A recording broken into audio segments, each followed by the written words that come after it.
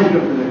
آگے فرمایا اللہ نے ان پر اللہ تعالیٰ نے کوئی ظلم نہیں کیا بلکہ وہ خود اپنی جانوں پر ظلم کرتے رہے. اللہ اللہ کسی سے ظلم نہیں کرتا بلکہ ہر آدمی اپنی کرتوت کا مزہ چکتا ہے.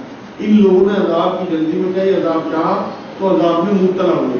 جو لوگ نجات چاہتے ہیں جو لوگ نصیحت چاہتے ہیں ان لوگوں کو اللہ رب العزت اسی راستے میں چلا دیتا ہے. جو لوگ گمراہی چاہتے ہیں اللہ انہیں اسی راستے میں چلا دیتا ہے. تو سب لوگ اپنی کرتوتوں کا مزہ چکتے ہیں اس دنیا میں. بس ان کے برے اعمال کے نتیجے انہیں مل گئے اور جس کی ہنسی اڑاتے تھے اس نے ان کو گھیر لیا.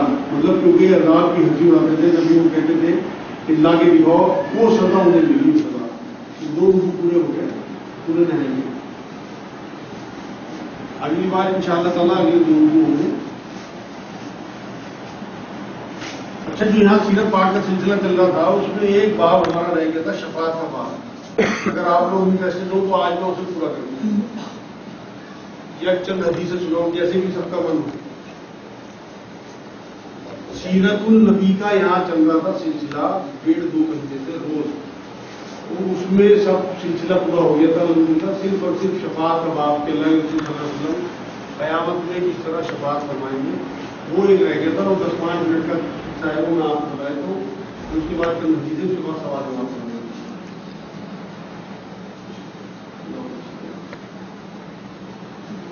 قیامت جب برپا ہوگی سور پھونکا جائے گا اور تمام لوگ قبروں سے ٹیٹی دلوں کی طرح نکلیں گے جو پوچھتے ہوں گے قیامت تک چاہے وہ ہزاروں سال پہلے دفن ہو یا قیامت سے ایک دن پہلے دفن ہو. ان تمام لوگوں کو جب ایک جگہ اللہ رب العزت اکٹھا کر دے گا سوا نیزے پہ سورج ہوگا. زمین ایسی ہوگی جیسے کوئی تانبے کا توا تپتی ہوئی. بخاری شریف نے یہ بات لکھی ہے کہ زمین اس طرح تپ رہی ہوگی کہ لوگ پسینوں سے شرابور ہوں گے. اس طرح کا جسم سے ان کے پانی نکل رہا ہوگا کہ تصور بھی کیا جا سکتا ہے. اتنی شدت کی گرمی ہوگی کچھ لوگ اپنے اپنے اعمال اپنے اپنی گناہوں جس نے جیسے گناہ کیے ہوئے ہلکے بڑے ہوئے یا زیادہ اس کے حساب سے انہیں پسینے آئیں گے اور وہ شرابور ہوں گے. اسی حساب سے انہیں گرمی لگ رہی ہوگی. وہ دن ان سے کاٹے نہیں کٹ رہا ہوگا. بہت طویل دن ہوگا. 50,000 سال کا دن ہے. اور جو کافی ہوں گے ان کا تو برا حال ہوگا. ان کا اس پسینے سے اس طرح کی اکڑاہٹ جسم تک ان کے گلے تک آ جائے گی جیسے کسی نے سوپ ڈالنے ہو. اس ٹائم تمام تر لوگ چاہے وہ ایمان والے ہوں چاہے وہ کافی ہوں اپنے گناہوں کی سزا جو لوگ اس ٹائم بھگت رہے ہوں گے اس گرمی کی حالت میں.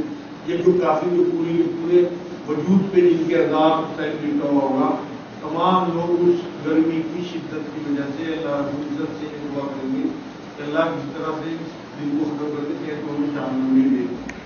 اتنی شدت کی اس ٹائم گرمی ہوگی. اتنا برا حال ہوگا. اتنا مستی کا حالت ہوگا. اس کے بعد چند لوگ مشورہ کر کے الگ الگ امتوں کے اکٹھے ہوں گے اور وہ کہیں گے کہ پورا کا پورا وجود آدم علیہ السلام کے پاس چلو.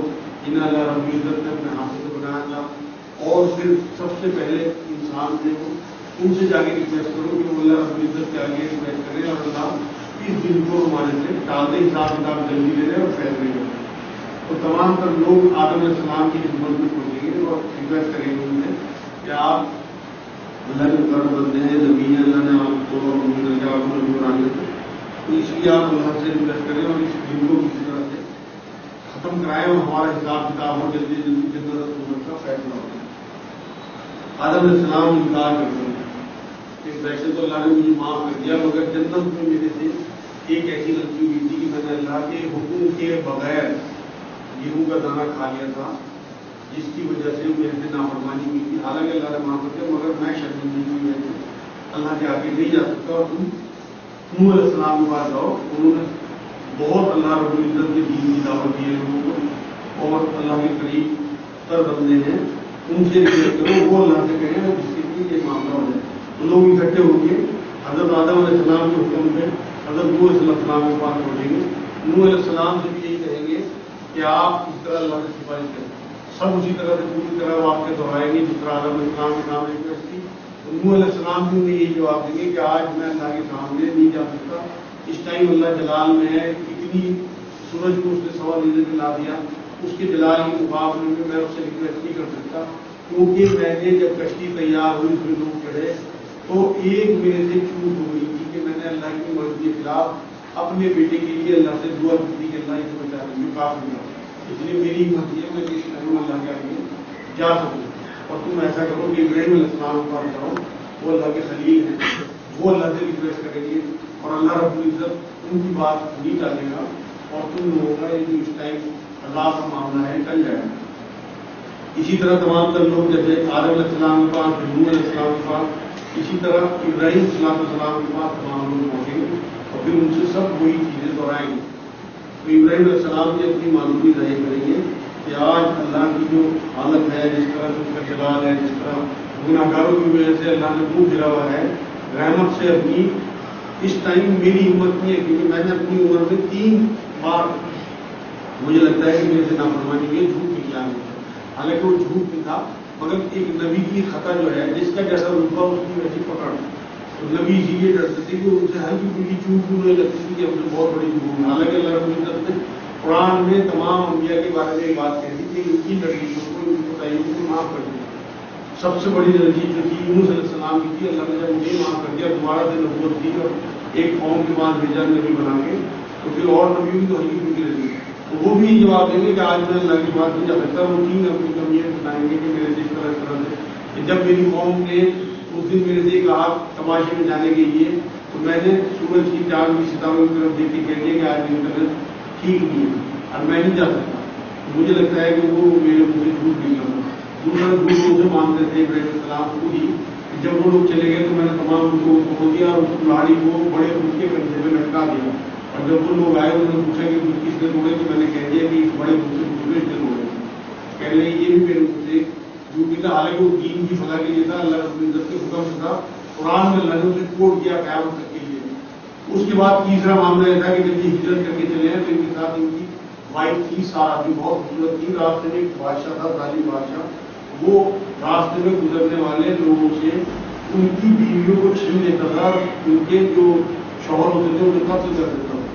جب انہیں پکڑا اس کے آدمیوں نے، انہوں نے پوچھا یہ کون ہے تمہاری؟ انہوں نے یہ میری بہن ہے، حالانکہ انہوں نے اپنے دلی دل میں بات رکھی تھی کہ میری دین بہن ہے، اس طرح اللہ نے قرآن میں کہا ہے تمام مسلمان بھائی ہیں، تمام دین بھائی بہن ہیں، لیکن اور ویسے بھی اللہ نے یہ بات کلیئر کٹ ہر شریعت میں بات کی کہ جان بچانے کے لیے جھوٹ کی جا رہی ہے، تو خیر مجھے بھی انہوں نے جھوٹ مانا، کہ یہ 3 معاملے ایسے تھے کہ میں اللہ کے آگے نہیں کھڑا ہو سکتا، اور تم ایسا کرو کہ تم موسیٰ علیہ السلام کے پاس جاؤ، ان سے اللہ رب العزت نے کلام بھی کیا ہے اور انہوں نے بہت کچھ جھوٹا ہے اللہ کے دین کی وجہ سے، تو اللہ رب العزت پوری سفارش کرے گا۔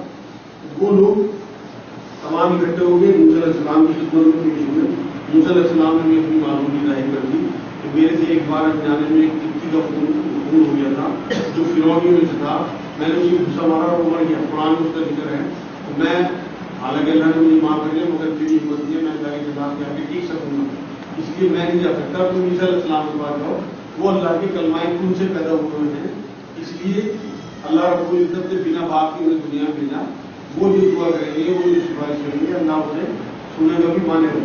عیسیٰ علیہ السلام کے پاس گیا تو انہوں نے بھی اپنی معذوری ظاہر کر دی کہ میرے جانے کے بعد میری قوم نے مجھے معبود بنا لیا تھا، مجھے پوجا کرنے لگے، حالانکہ میری اس میں کوئی غلطی نہیں تھی، مگر میں غلطی کی وجہ سے، اپنی قوم کی کمی کی وجہ سے، اس کی غلطی کی وجہ سے، اس کے جھوٹے معبود بنا لینے کی وجہ سے مجھے میں اللہ کے آگے نہیں جا سکتا، اور تم حضرت محمد صلی اللہ علیہ وسلم کے پاس جاؤ، وہ اللہ کے لاڈلے نبی ہیں، پیارے نبی ہیں، ان کی بات اللہ کسی قیمت میں نہیں ڈالے گا، اور تمام سب لوگ آخر میں حضور اکرم صلی اللہ علیہ وسلم کی خدمت میں پیش ہوئے اور جا کے ریکویسٹ کی حضور پاک صلی اللہ علیہ وسلم سے کہ حضور نبی صلی اللہ علیہ وسلم اس طرح تمام انبیاء کے پاس ہو آ گئے، سب نے سفارش کرنے سے سب نے منع کر دیا کہ اللہ کے آگے نہیں کھڑے ہو سکتے، اور اب آپ سے ریکویسٹ ہے کہ آپ اللہ سے اس دن کو کروا دیں، ہم سے برداشت نہیں ہو رہا، اسی طرح سے فیصلہ ہو جائے، جو لوگ جنت میں جانے والے انہیں جنت میں بھیج دینا، جو دوزخ میں جانے والے ہیں حضور اکرم صلی اللہ علیہ وسلم نے پھر ان سے یہ بات کی، ہاں میں ہی اللہ سے سفارش کروں گا، مجھے ہی اللہ نے ثابت کیا ہے، میں ہی شفاعت کرنے والا ہوں۔ اس کی بہت بڑی وجہ آج آپ کو بتا دوں میں کہ قرآن میں اللہ نے بات کہی ہے کہ کوئی بھی آدمی کسی دوسرے آدمی کا بوجھ قیامت میں نہیں اٹھائے گا. اور اللہ رب العزت نے قرآن میں کلیئر کٹ اپنے نبی میں بات کہہ دی کہ میں نے تمہارے تمام اگلے پچھلے گناہ معاف کر دیے, تمہارے کسی قسم کی کوئی گنجائش نہیں ہوگی. اس کا مطلب یہ ہے کہ اللہ کے رسول صلی اللہ علیہ وسلم کے کندھوں پہ کسی قسم کا کوئی بوجھ نہیں ہوگا, اور کسی کا بوجھ کوئی اٹھا سکتا ہے جس کے اپنے کندھے خالی ہوں. تو تمام تر لوگوں کے کندھوں پہ وہاں بوجھ ہوں گے, صرف حضور نبی صلی اللہ علیہ وسلم کے کندھے خالی ہوں گے, اس لیے وہ اپنی امت کے بوجھ اٹھائیں گے. یہ اس میں نقطہ ہے. حضور اکرم صلی اللہ علیہ وسلم اپنی امت اور تمام انبیاء کی امت کی اس ریکویسٹ پہ حضور اکرم صلی اللہ علیہ وسلم اللہ کی بارگاہ میں پیش ہوں گے, جا کے سجدہ کو اٹھیں گے اور اتنی دیر تک سجدہ کریں گے جب تک اللہ چاہے گا. بہت دیر سجدہ کرنے کے بعد اللہ رب العزت ذاتی ہوگا, اس کی حمد و ثنا کریں گے, اٹھ کے اللہ وہ کہے گا سجدے سے, اٹھ کے اللہ کے رسول صلی اللہ علیہ وسلم اللہ کی حمد اس کی تعریف بیان کریں گے اور اس طرح کی تعریف بیان کریں گے. روایتوں میں آتا ہے کہ رسول صلی اللہ علیہ وسلم نے فرمایا کہ اس ٹائم جو میں اللہ کی تعریف بیان کروں گا وہ میں اب نہیں بتا سکتا, اسی ٹائم اللہ مجھے کلمے عطا کرے گا. جو تعریف کے کلمے ہوں گے وہ مجھے ابھی میرے ذہن میں نہیں ہے, نہ اللہ نے مجھے عطا ہی, وہ اسی ٹائم کے کلمے ہوں گے. اور ان کلموں سے خوش ہو کے اللہ رب العزت اللہ کے رسول صلی اللہ علیہ وسلم کو پرمیشن دیں گے کہ اب آپ جس کی کہیں سفارش کریں. تو اللہ کے رسول صلی اللہ علیہ وسلم یہ بات کہیں گے کہ اللہ تو یہ سارے حساب کتاب کر دے, ان کو ان کی جان عذاب میں اور ان کو بخش دے. اور اللہ رب العزت ان کی سفارش پہ تمام تر لوگوں کا حساب کرے گا.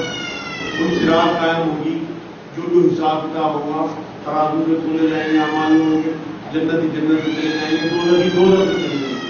دوزخ میں جانے والی اپنی امت کو حضور اکرم صلی اللہ علیہ وسلم دیکھ کے غمزدہ ہو جائیں گے اور پھر اللہ کے حضور سجدے میں گر جائیں گے اور اتنی دیر تک سجدہ کریں گے جب تک اللہ چاہے گا. پھر اللہ رب العزت انہیں لاڈ میں اٹھائے گا کہ اے نبی اٹھو سجدے سے اور مانگو کیا مانگتے ہو, جو تم مانگو پورا کیا جائے.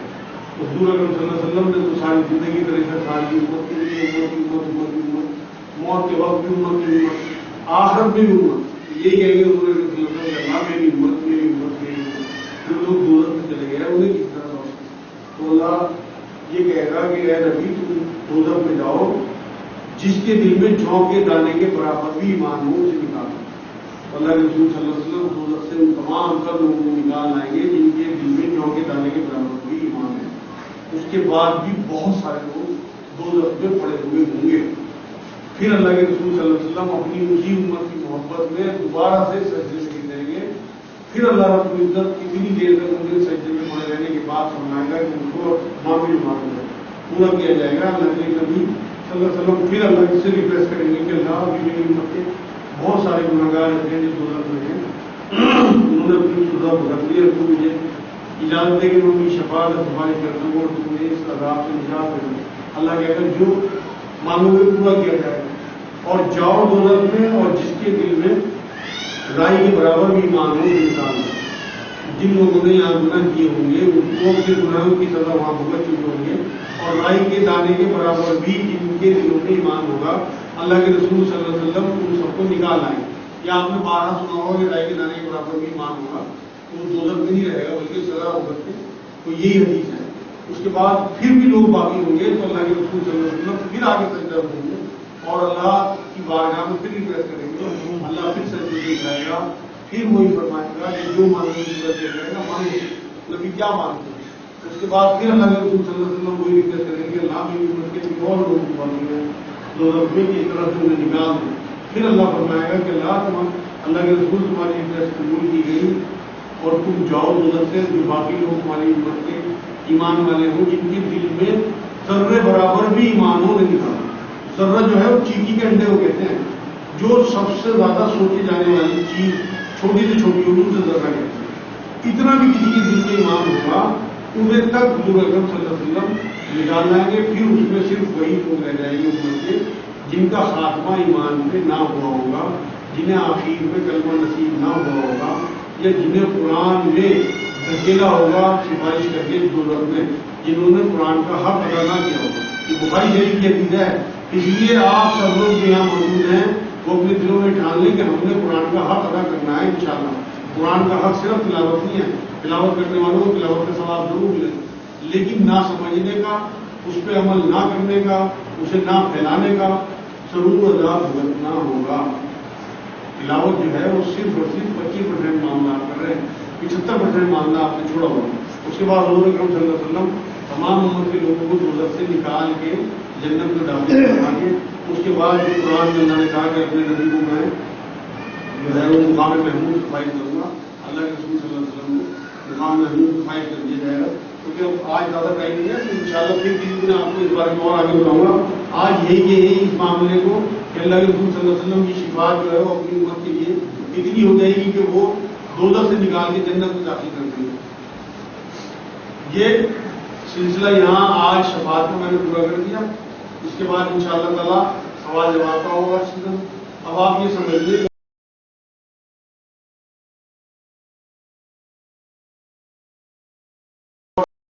کہ یہ پروگرام ہم سنیچر کی بجائے جمعے کے دن منتقل کر رہے ہیں، بات کوئی فرق نہیں پڑتا، جمعے کا ٹائم بھی وہی رہے گا۔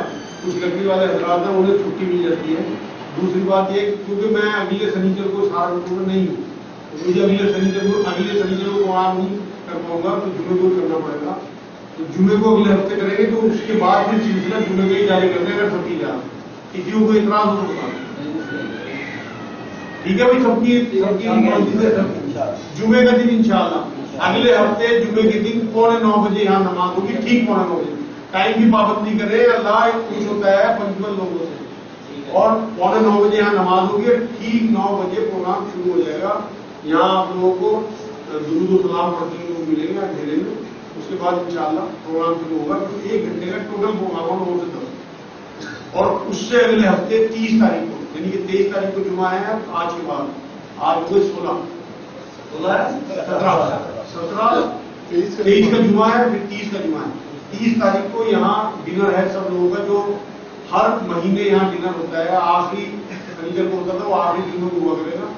سب لوگوں کی دعوت ہے، سب ساتھیوں کے ساتھ رشتے داروں کے ساتھ، آپ کسی کو بھی لا سکتے ہو، کوئی یہ تو کوئی نہیں ہے کہ وہ پروگرام میں آتے ہیں نہیں آتے ہیں، تمام تر لوگوں کی دعوت ہوتی ہے، عام دعوت، اور سب ہم ساتھی مل کے کھانا کھاتے ہیں مہینے میں 1 دن، وہ آخری دنوں کو انشاءاللہ ہوا کرے گا۔ اب جس کے ذہن میں جو سوال ہو کسی بھی قسم کا وہ کر لیں۔